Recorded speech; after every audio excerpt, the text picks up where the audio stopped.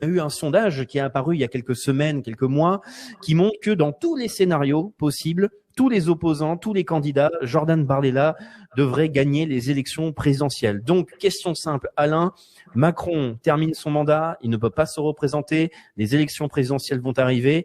Si le Rassemblement national gagne, que peut-il se passer? Est-ce que c'est peut-être quelque chose de positif finalement, ce qui est un argument de la nouvelle droite qu'on entend de plus en plus? Mieux vaut avoir un peu de pouvoir que pas du tout. Qu'en penses-tu? Bah moi, je te dis, j'y crois pas. Je crois que le pouvoir oligarchique ne laissera jamais, bon, Marine Le Pen, parce que c'est la fille de son père, parce on est face à des racistes et à des racialistes et des religieux, en réalité, profondément. Ils ne laisseront jamais Marine accéder au pouvoir, parce que ça serait la victoire posthume de son père. Hein, voilà. Bardella, bon, qui à la limite est blanc-bleu, on pourrait penser oui. Mais je pense que on voit bien d'ailleurs que les attaques à chaque fois médiatiques, c'est derrière Bardella, t'as vu, il y a un mec très proche de lui qui est un ancien sorolien, t'as vu, c'est sorti par Mediapart la semaine dernière.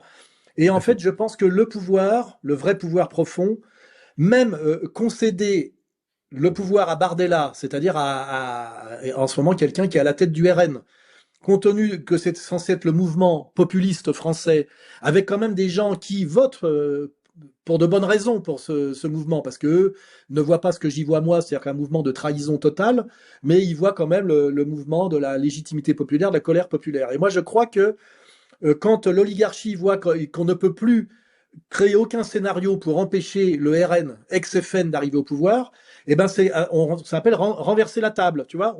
On passe à autre chose, on passe à autre chose. Et c'est pour ça qu'on entend de plus en plus parler de guerre avec la Russie, qu'il faut hisser le pouvoir au niveau européen avec faire une mutation de l'Union européenne aux États-Unis d'Europe. C'est pour ça aussi que Macron se dit qu'après la fin de son deuxième mandat de président français, il pourrait continuer à s'amuser en étant président de l'Europe. Et moi, je me dis que quand Bardella est sûr de gagner les élections, bah, ça veut dire qu'il n'y aura pas d'élections. Je vois plutôt les choses comme ça. Alors après, c'est de l'intuition et puis c'est un pari. Je parie. Mais je ne vois pas Bardella président de la République. Je l'imagine à aucun moment. À aucun moment. Déjà parce qu'il n'a pas la compétence, c'est une évidence. Mais c'est pas, il suffit pas de se faire la bise par Meyer Habib pour être président. Tu sais, c'est comme les mecs de Frontières. T'as vu les mecs de Frontières là qui sont allés allumer le chandelier à 9 branches à la synagogue des Victoires? Tu penses que les types qui manipulent ces gens-là ne savent pas d'où ils viennent, qui ils sont, et qui ne les méprisent pas souverainement? Donc à la limite, quel est le projet pour ces gens-là? C'est les envoyer se taper avec les racailles de banlieue, tu vois, c'est tout. C'est prendre des coups. C'est un peu, tu sais, l'oligarque ukrainien de la communauté qui va voir un hooligan, un hooligan du Pravi Sector, tu vois, et qui lui dit va te taper avec les Russes, tu vois ce que je veux dire? C'est tout ce qu'on propose. Et tout ça, ça fait quand même, excuse-moi, ça fait des bains de goy, tu vois. Il y a des gens, tu sais, ce Dieu qui dit que l'odeur de la chair humaine brûlée lui est agréable, tu vois ce que je veux dire? On est quand même là-dedans. Et moi, je te dis que je serais très étonné à un moment donné que le processus électoral se maintienne dans la logique 5e République, sachant que Bardella gagne face à tous ses opposants. Alors évidemment, ils ont mis Marine sur la touche, mais voilà, même Bardella, ils n'en veulent pas, à mon avis. Et puis de toute façon, même s'il accédait au pouvoir, ça c'est l'autre scénario. On laisse l'extrême droite arriver au pouvoir. On a donc les lycéens dans la rue, les étudiants dans la rue, les syndicats dans la rue. On peut même parler, tu sais, du mur de l'argent, tu sais, des fuites de capitaux organisées pour faire croire qu'il y a la peur de l'argent, alors que tout ça, c'est du théâtre. On a une aggravation de la crise. Bardella est obligé de rendre son tablier assez vite, et on se dit après, on a tenté un moment de pouvoir fasciste, on est calmé pour les 50 prochaines années, tu sais. C'était, tu sais, pire que tout, pire que le reste.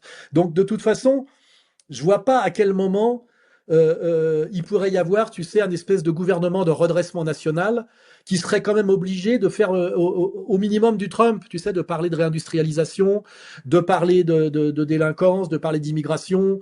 Les mondialistes qui contrôlent la France ne veulent pas de tout ça.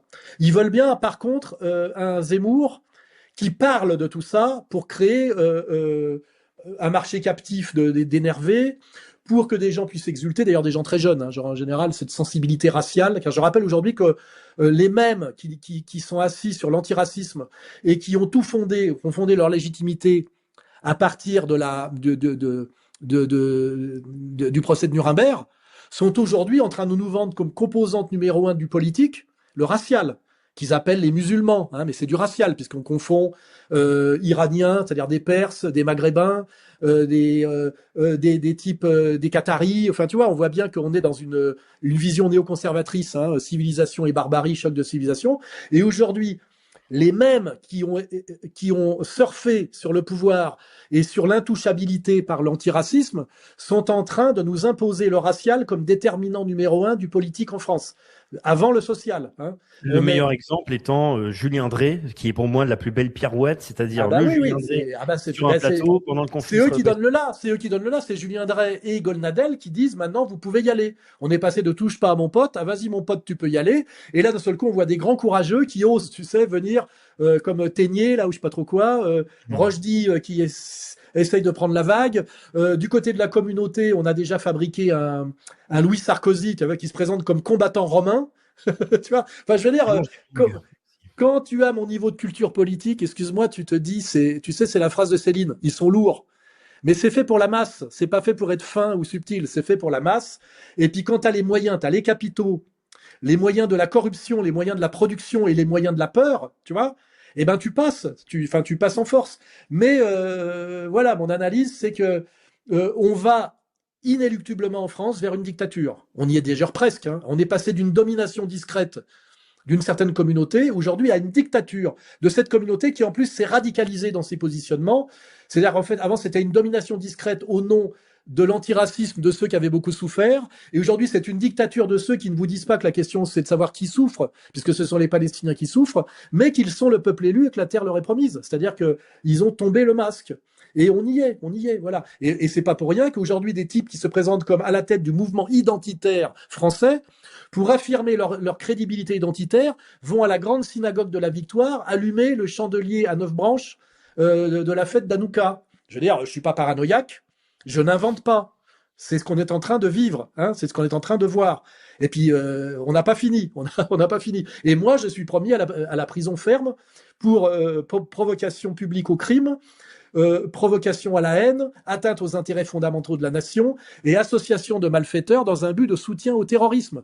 Voilà parce que j'essaye de faire un décryptage précis et honnête de la situation en fonction de critères qui sont des critères républicains, antiracistes et profondément dans la filiation de ce qu'on appelle, ce qu'on nous a vendu comme démocratie française. Tu vois ce que je veux dire? Je suis même pas un type qui surfe sur une vision évolienne du monde, tu vois, ou une vision guénonienne. Je suis en train de dire, moi, on m'a dit liberté, égalité, fraternité, république, laïcité, etc., séparation de ceci, de cela.